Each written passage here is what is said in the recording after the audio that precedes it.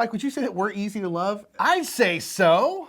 A lot of the comments seem to think that not, but I think we're relatively easy to love. I think we're easy to love, and I think these games are as easy to love as we are.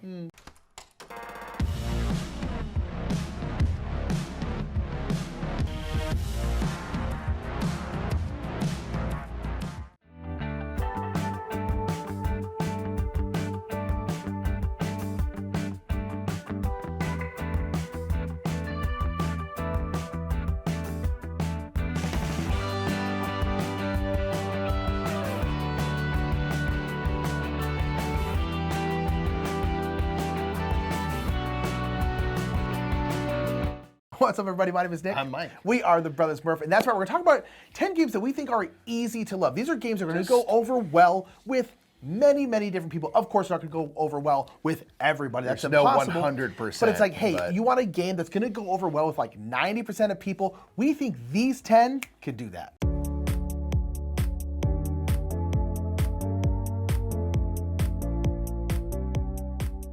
Now, you're going to see some party games on this list because obviously party games are meant to evoke a fun time and accommodate a large group of people. They are sort of at their essence meant to be easy to love. And Just One for us is a game that is like one of the purest examples of like beauty and simplicity. It is simply a try to guess the word game. Each person can give a one-word clue that's all pointing toward whatever prompt we have, or it might be baseball, so I have to put diamond or something that's going to point to baseball. But you have the thing where we are trying to make sure we think of a really specific clue, but not necessarily an obvious one, because any people around the table who write the same clue, so if multiple people write diamond, for example, your answers get erased. And then the person, the guesser of that turn, is only going to get to see all clues that are unique from any other clues given. So it's that kind of push and pull of like, make it obvious. You want something that's going to be very clearly pointing to baseball, maybe a hat or something like that. But you don't want to say the obvious answer that someone else, of course, is going to choose. It creates really big fun moments because everyone kind of will overthink it almost and try to choose like, I'm gonna choose this thing that I think is really over here. No one else is gonna think of. Then like 2 or 3 people write that weird answer and no one will have written just the obvious, like straightforward answer. And I really enjoy that kind of fun, and it's cooperative. So it's, you know, we're all on the same team. We're all gunning for the best score possible. And it's just, again, super simple. You get one word for a clue, but make sure it's good, but also not too obvious for your teammates to then also have the same idea.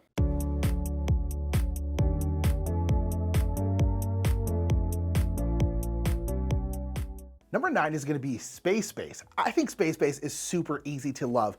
I think because of the rule set, with not being too crazy, not too complicated of a game, but I think one of the main reasons why Space Base is easy to love in our opinion is because of the fact that there's no real downtime and you always feel like you're doing something.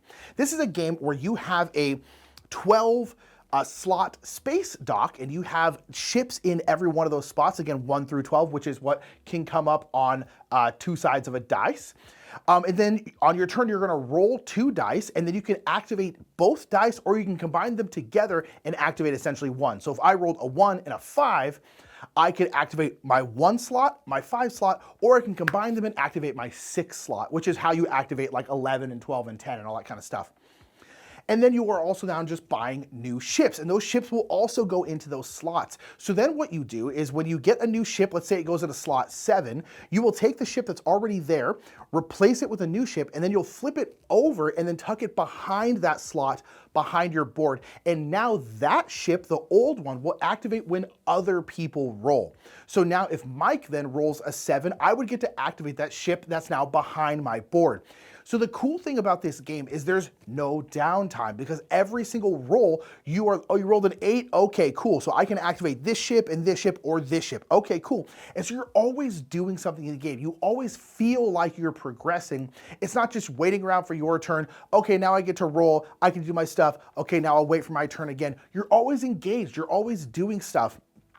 It's just one of those games that seems to sing really, really well with a lot of different people. I'm sure there's people out there who don't like this game, but nonetheless, this is one of those games that's just like, the theme is easy, the rules are pretty easy, and then just the fact that there's no downtime seems to just go down very smooth for most people.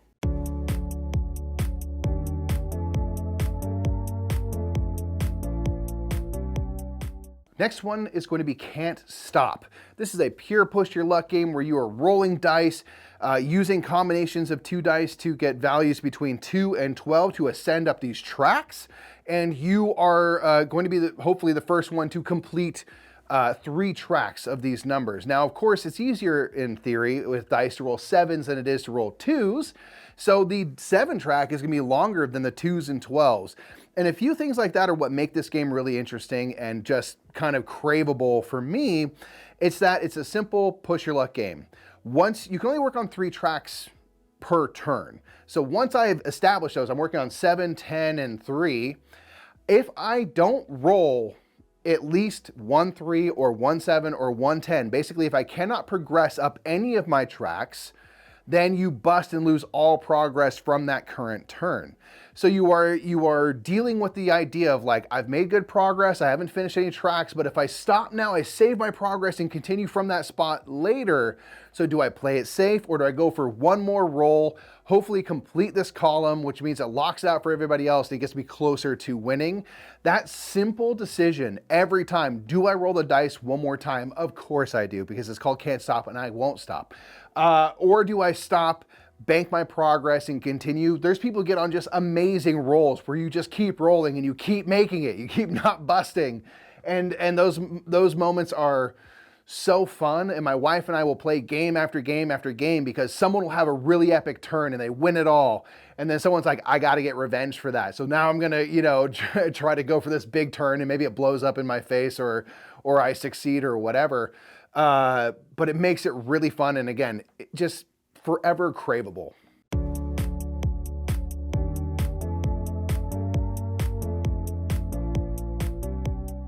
Number 7 is Azul. Azul has really 2 things going for it. It's got easy, engaging gameplay, and then just pretty art and components. There's not a ton of art in Azul because it's an abstract game, but the art that is there, and the box particularly, is very, very pretty, and then the pieces are very satisfying. They look like starbursts. They are these little acrylic pieces that represent a mosaic in Portugal. And so that is what you're doing. You're essentially drafting out these tiles and then kind of building your mosaic on your board.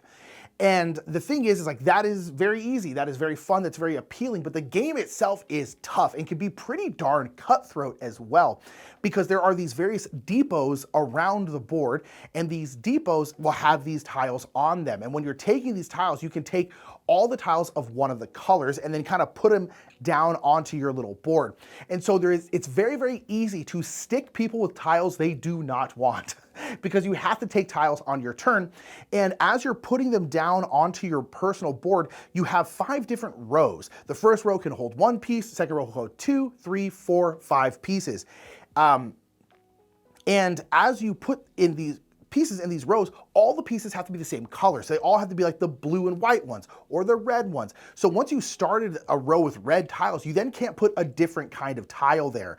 And then if there's ever a point where you can't place one of your tiles, they will go down to your broken tiles, which means they fell and they broke and you're getting negative points. So it's very, very easy to stick people with tiles they either don't want or can't place.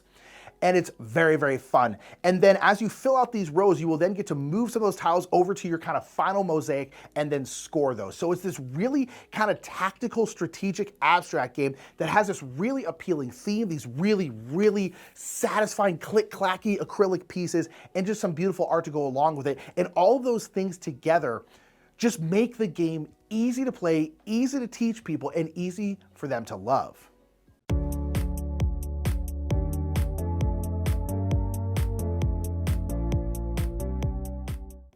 Next up is going to be Patchwork. Now this is a game that I think falls into that category of just like so satisfying. This is a game where you are going to have a bunch of polyomino shaped strange pieces that are, not seemingly going to fit with anything else. And you're going to be collecting these different pieces as you make a patchwork quilt.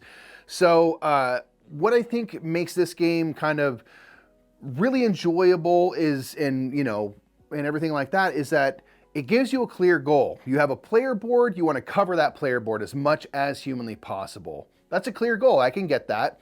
There's a satisfaction with finding the perfect piece that fits into this strange gap you have, and you're like, there's nothing that's going to work for that. And then you come across it and you're like, oh, I can actually make this fit in perfectly. It's got cozy vibes because of the theme. There are so many versions of Patchwork, so you can find a theme that really works for you. And then there's the really awesome dual kind of currency mechanism in the center of the game where you are spending buttons to collect these patches. Your buttons are your victory points. So you're literally spending your points to hopefully get something that's going to net you more points than you just spent. And then you are also on a timer in the game. You have every piece that you select costs a certain amount of time. And that's the time it takes to sew that piece in. And that's going to move you on this kind of time track. And once you reach the center of that time track, your game is over. So you're also kind of coming up against the clock and really trying to extract as much game as you can out of the time you have left. And having to make those big decisions of like, you know, this is going to cost me 6 time and maybe 10 buttons. That's a big cost, but I'm going to get to cover all this stuff and it's going to produce buttons for me in the future so I can kind of recoup my investment almost. There's just so much fun stuff. Every single time I play this game, I am intrigued by that puzzle of how much button, you know, how many buttons am I willing to spend? How much time am I willing to spend? What am I going to get out of it? How much of my board is it covering? Because all blank spots on your board at the end of the game are negative. There's just a ton of great stuff to munch on.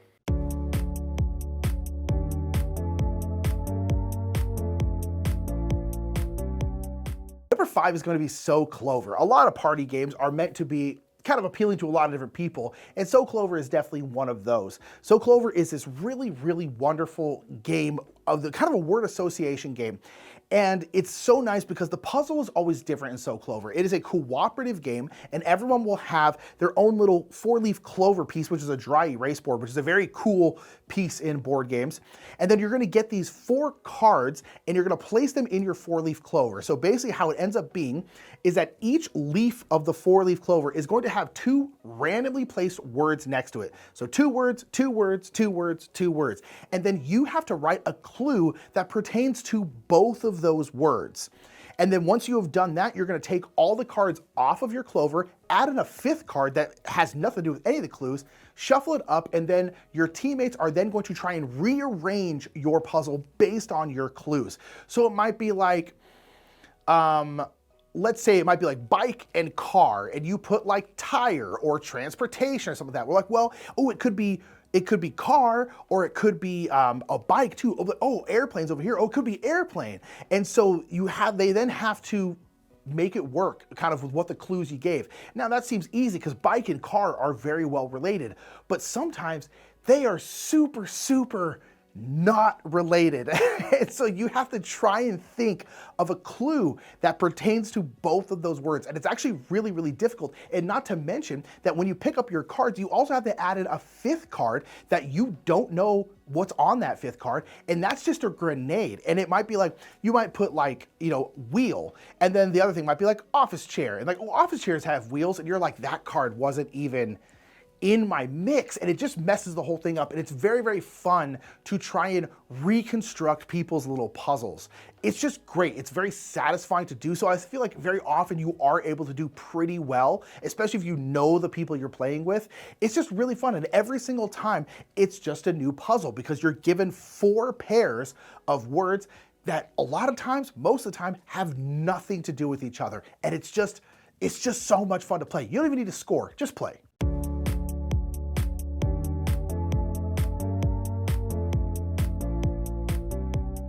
Next up is going to be Crokinole. Dexterity games are meant for pure fun, so of course they're easy to love. Crokinole, though, gives you that perfect blend of like simple rule set, the highs and lows that come from a dexterity game, and like the ability to actually get decently good at it and be strategic.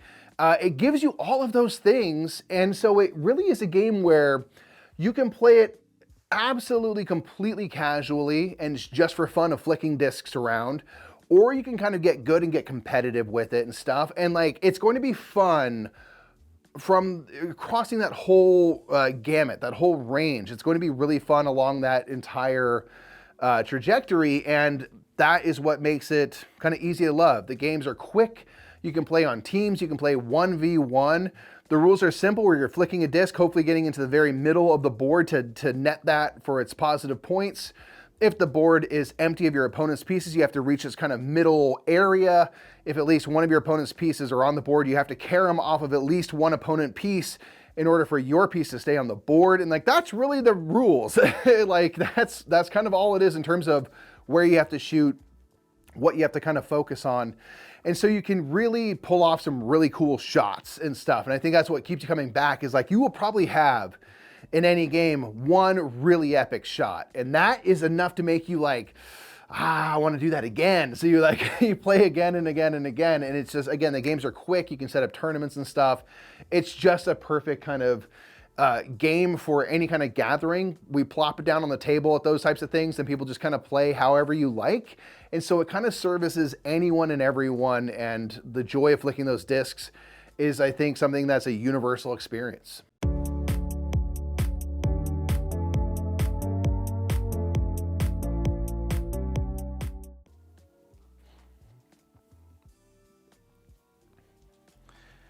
Number 3 is a game called Wavelength. This is a team-based game where you're gonna be on 2 teams, and you have this kind of big wheel thing, and you basically are going to move this wheel around, and it's gonna have essentially a range of like dead on, kind of right outside, and then right outside. And that is gonna be corresponding to numbers between 1 and 14, I believe.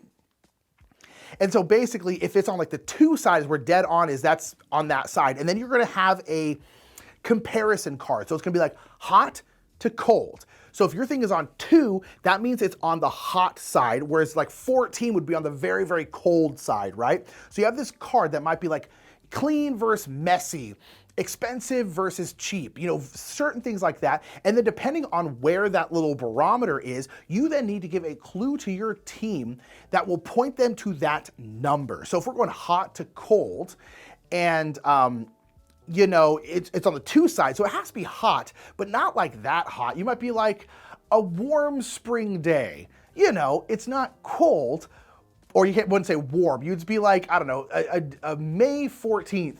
You know, it's gonna be like, it's gonna be warm, maybe a little hot, but it's not gonna be cold, basically, right?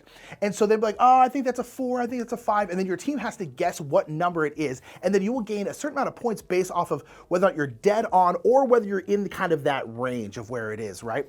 It's really, really fun because you have to give clues that point to certain numbers, and then there's all this context in the game that I personally think is really, really interesting, because so much of it is, again, about context, where there was one that was loud versus noisy.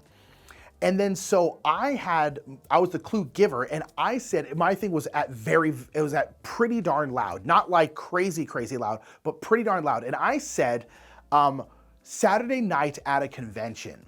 And people went like, okay, that's loud, but that's not like a volcano erupting. But then people kind of started talking like, okay, but within the confines of a convention, Saturday night is like the loudest time, right?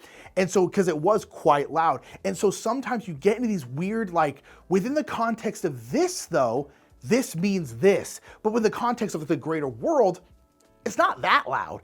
And you get these weird like meta mind moments, which are very, very, very fun. I think this game is brilliant. I think it goes over great with everyone because it's about giving clues. It's about your teammates. It's just so, so fun. I love Wavelength. I want to play it all the time.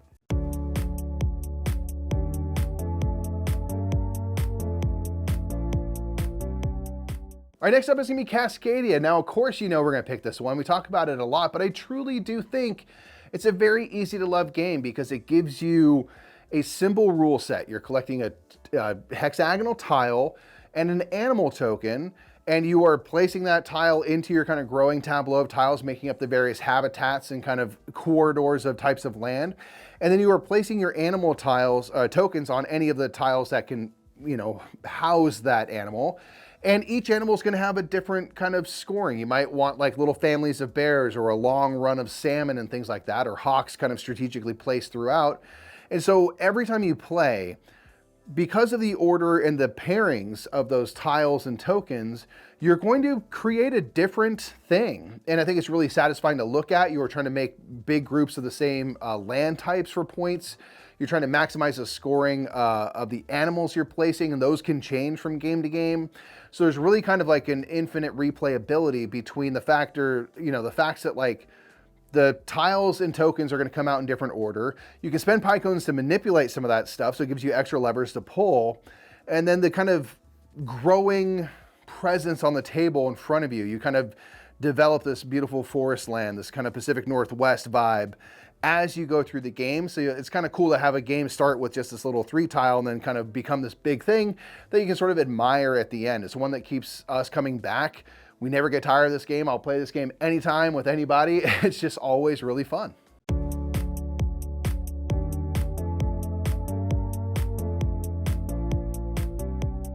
Number 1 is very, very appealing and very easy to get to the table, and that is Project L. This game goes over great with most people because it's a mix of intuitive gameplay and satisfying components.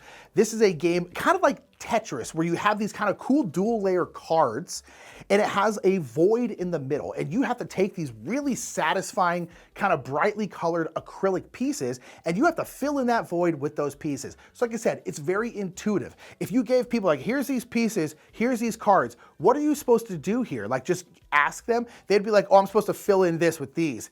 Yes, of course, because that's very, very intuitive. It's always really nice when games are that intuitive, and it makes it so people can play them very easily, and they tend to go over very well because there's not a lot of rules overhead, right?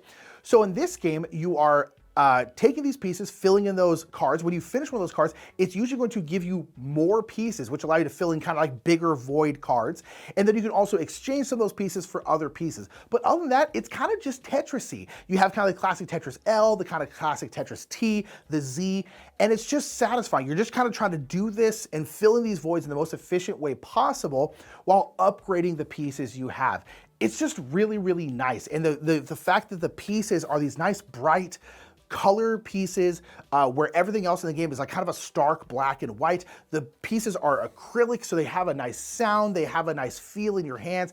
It just goes over really, really, really, really well with pretty much everybody. And it's just like, there's not like a theme that people could have like a problem with or anything like that. It's just, the theme is cool shapes and colors, and you're filling in these voids. And it's just easy, and it goes over well, at least for us, with pretty much everybody. So those are 10 games that we find particularly easy to love. I think so, at least. This is a great chance for everyone in the comments to give those games for you. Yes. What are the games where you're like, right? This has always done well. This has always been universally loved by my game group and stuff. If I've ever introduced it to somebody, let's get a big list of recommendations in the comments for people to come and try to find those games, because I think those games are so important for growing this hobby. Yes, I agree. Getting someone in, having a really fun time, putting your screens down and stuff, which you're undoubtedly watching right now, which is fun. I mean, real talk is, like, as much as I love Feast for Odin, they're more important than like a Feast for Odin, right? Yes. Because they get people into the hobby. You got to get them in so that they can then show them Feast for Odin, which I do want to do. Get wrecked, Uwe.